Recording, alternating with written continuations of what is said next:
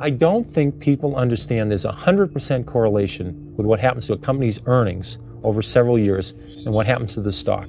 If the company, McDonald's, has done very well as a company, the stock has done very well. People worry about too much money supply, what's happened to the price of oil, who's the president, who's being nominated for the Supreme Court, it's all the earnings. ozone layer. It has nothing to do. McDonald's earnings go up the next 10 years, the stock will go up. Yeah, but what they will say to you, Peter, they're telling you that these other things influence the amount of earnings of a particular company. Yeah. If we're in a recession, people are not going to spend as much money on going to the movies or whatever they do. Right. And therefore, you got to pay attention to these other things because they impact on earnings. They are very important, but you have no idea of knowing what they're going to do. Alan Greenspan's the head of the Federal Reserve. Right. He cannot predict interest rates. He cannot predict what long-term interest rates are going to be 1 year from now, 2 years from now, 3 years. He's even surprised how low they are now. So how am I supposed to predict interest rates? How am I supposed to predict the economy? You certainly remember the recession of 82. Yes. 1982, we had a 20% prime rate, 14% unemployment, 12% inflation. I don't remember anybody telling me in 1980 or 81 that was going to happen. All of a sudden, we had the worst recession since the Depression. I didn't read about it in the paper. So it's crazy to think about these things. Here's a quote from you.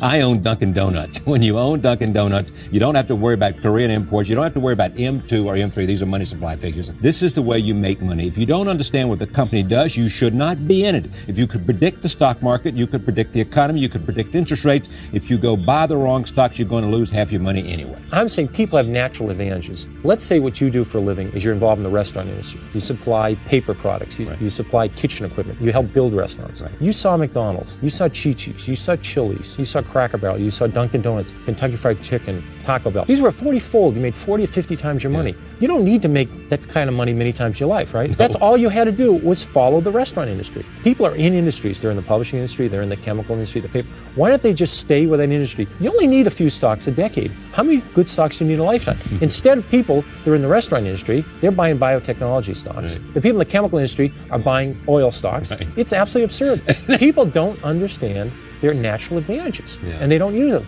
That's bad, number one. But worse, number two, if you don't think you're a good ice skater, or if you're convinced you're not a good cellist, you're not going out and try it. But people are buying stocks anyway. They're not discouraged. They just think it's a gamble. So therefore, they go forward, bet on one stock for a week and a half, and it goes up, and they make $2 on it. Then they sell it, and they buy something else. When 3 years is over, all they've done is generate a lot of commissions, and they've probably lost money. That's a mistake. So your advice is what? If you don't understand a company, if you can't explain it to a 10-year-old in 2 minutes or less, don't own it. Because when it goes down, let's say the stock goes down 2 points. You won't understand what's going on.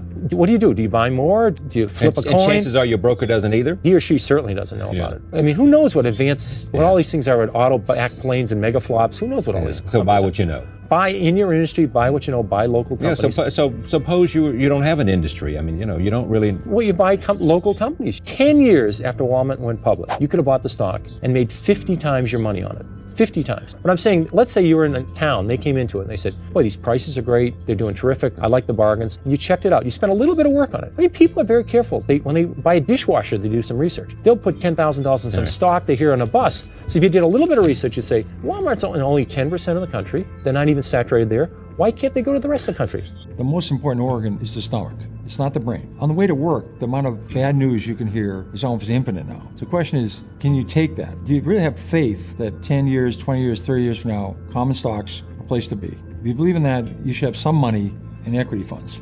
It's a question, what's your tolerance for pain? The stock market's a very good place to be. I can toss a coin now. Is it going to be lower 2 years from now? Higher? I don't know. More people lost money waiting for corrections, anticipating corrections, than the actual corrections. Well, you ought to look in the mirror every day and say, what am I going to do if the market goes down 10%? What do you do if it goes down 20? Am I going to sell? Am I going to get out? That's your answer. You should be reducing it today. Well, hey, this perfect record. I think the 13 years I ran Magellan, the market went down 9 times, 10% or more. I had a perfect record. I went down more than the market. Every time I went down more. I just didn't worry about it. The point is, would you say to yourself, do I need this money in a year? Do I need this money in 2 years? Do I need this money in 3 years? Longer term, stock market's been the best place to be last 10 years, last 30 years, last 130 years. But if you need the money in 1 or 2 years, you shouldn't be buying stocks. Anybody that's investing in the stock market has to understand, you buy a company. These are not lottery tickets. Behind every stock, there's a company. If the company does well, over time, the stocks do well, and vice versa. You have to look at the company. That's what you're researching. That's what we do at Fidelity. That's what I do.